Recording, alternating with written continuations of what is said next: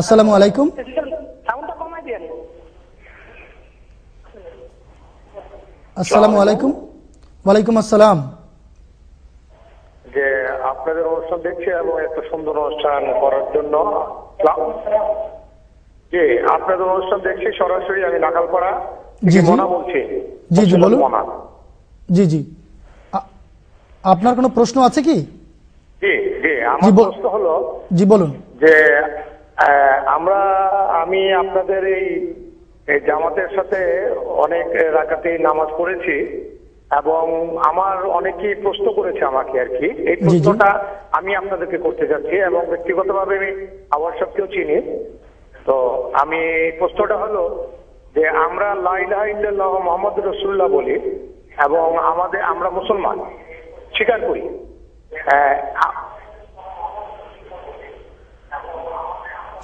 আপনি মসিউল হক সাহেব, আপনি কষ্ট করে আপনার টেলিভিশনের ভলিউমটা একটু বন্ধ করে দিন, আমরা শুনতে পাচ্ছি না আপনার কথা। আচ্ছা, ভলিউমটা বন্ধ করতে বলছি। হ্যাঁ, তো আমার প্রশ্ন হলো যে আমরা লা ইলাহা ইল্লাল্লাহ মুহাম্মাদুর রাসূলুল্লাহ বলি, আপনারাও বলেন, আমরাও বলি, সবাই বলে, কিন্তু আমাদের ভিতরে রসুল এবং নবী করিম সাল্লাল্লাহু আলাইহি ওয়াসাল্লাম এক, আমরাও জাহির করি, সবাই আমরা জাহির করি। আপনারা রোজা রাখেন, আমরা রোজা রাখি, হজও পালন করি, সবকিছু এক। কিন্তু আপনাদেরকে কাদিয়ানীদেরকে অমুসলিম বলে কেন? এই প্রশ্নটা আমার ভিতরে অনেক সময় বিরাজ করেছে এবং আমি আপনাদের সাথে জামাতেও নামাজ পড়ে। জি মসিউল হক সাহেব, আপনাকে অনেক ধন্যবাদ। মসিউল হক সাহেব, আমরা আপনার প্রশ্ন পেয়ে গেছি, আশা করি আমাদের প্যানেলে যারা আছেন ওনারা উত্তর দিবেন। জি, সবকিছু এক হওয়া সত্ত্বেও আমাদেরকে কেন কাফের বলা হয়, মৌলানা ফিরোজ আলম সাহেব আপনি যদি বলেন। মসিউল হক ভাই, আপনাকে অনেক ধন্যবাদ প্রশ্ন করার জন্য। এটা এমন একটি প্রশ্ন আপনি আমার মনে ভুল জায়গায় করেছেন। কারণ যে কোনো ব্যক্তিকে কোনো দোষে দোষী মনে করে, কেন মনে করে তাকে জিজ্ঞেস করা উচিত। বিপরীত পক্ষকে জিজ্ঞেস করলে তার সঠিক উত্তর পাওয়ার অনেক ক্ষেত্রে সম্ভাবনা থাকে না। যে আমাদেরকে অমুসলিম মনে করে তাকে মনে হয় জিজ্ঞেস করা উচিত যে কারণ কি।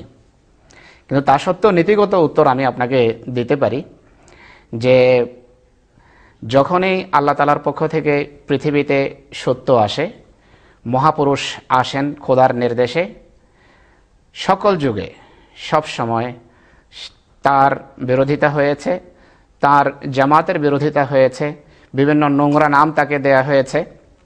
আমাদের প্রিয় নবী হযরত মুহাম্মদ সাল্লাল্লাহু আলাইহি সাল্লামকেও এই ধরনের মানুষ নিষ্কৃতি দেয়নি। তারও পৃথিবীর সবচেয়ে প্রশংসনীয় নবী, সবচেয়ে বড় নবী, সবচেয়ে মহান নবী সাল্লাল্লাহু আলাইহি সাল্লাম, এই কারণেই তাকে মুহাম্মদ বলা হয়। সেই রসুল সাল্লাল্লাহু আলাইহি সাল্লামের যে কত নাম রেখেছে, কতভাবে তাকে ডেকেছে, মক্কার অলিতে গলিতে, আরবে কত বই যে লেখা হচ্ছে তা ব্যঙ্গাত্মক, কত কথা তার সম্পর্কে আজে বাজে বলা হচ্ছে আজও ডেনমার্কে, ইউরোপের বিভিন্ন দেশে। এর জন্য কি হযরত মুহাম্মদ সাল্লাল্লাহু আলাইহি সাল্লাম দায়ী? মোটেই নয়। আল্লাহর পক্ষ থেকে সত্য যখনই আসে, এটি বিরোধীদের রীতি যে তারা সত্যের মান্যকারীর এবং সত্যের বাহককে বিভিন্ন বাজে নামে ডেকে থাকে, বিভিন্ন অপলাপ করে থাকে তার সম্পর্কে। আজও একই অবস্থা। কোরআন শরীফে আল্লাহ তাআলা বলেছেন যে ইয়া হাসরাতান আলাল ইবাদ মা ইয়াতিহিম মির রাসূলিন ইল্লা কানু বিহি ইস্তাহজিউন। পরিতাপ বান্দাদের জন্য, যখনই কেউ এসেছে তারা হাসি ঠাট্টা করেছে, বিদ্রুপ করেছে। আজও তাই হচ্ছে। আমরা মুহাম্মদ রাসূলুল্লাহ সাল্লাল্লাহু আলাইহি ওয়াসাল্লামকে 100% মানি, আমরা তার 100% দাসত্ব করে গর্ব করি, কারণ আমরা জানি যে এতেই মুক্তি নিহিত। এছাড়া মুক্তির আর কোনো দ্বার এখন খোলা নেই। আমাদের কালেমা লা ইলাহা ইল্লাল্লাহ মুহাম্মাদুর রাসূলুল্লাহ। তার সত্ত্বেও যদি কেউ আমাদেরকে অন্য কোনো নাম দেয়, তার বিষয় খোদার হাতে, খোদা তার সাথে বোঝাপড়া করবেন। আমরা তার সম্পর্কে কোনো ফতোয়া দেই না, কিন্তু আমাদের দৃঢ় বিশ্বাস যে আমরা হযরত মুহাম্মদ সাল্লাল্লাহু আলাইহি ওয়াসাল্লামকে মেনে তার দাসত্ব করে, তার আনুগত্য করে আমাদের আল্লাহর দরবারে উপস্থিত হব। তার নির্দেশেই আমরা হযরত মুহাম্মদ সাল্লাল্লাহু আলাইহি ওয়াসাল্লামের প্রতিশ্রুত মসিহ ইমাম মাহদী আলাইহিস সালাতু ওয়াস সালামকে মেনেছি। এটি যদি দোষ হয়, এই দোষে আমরা দোষী।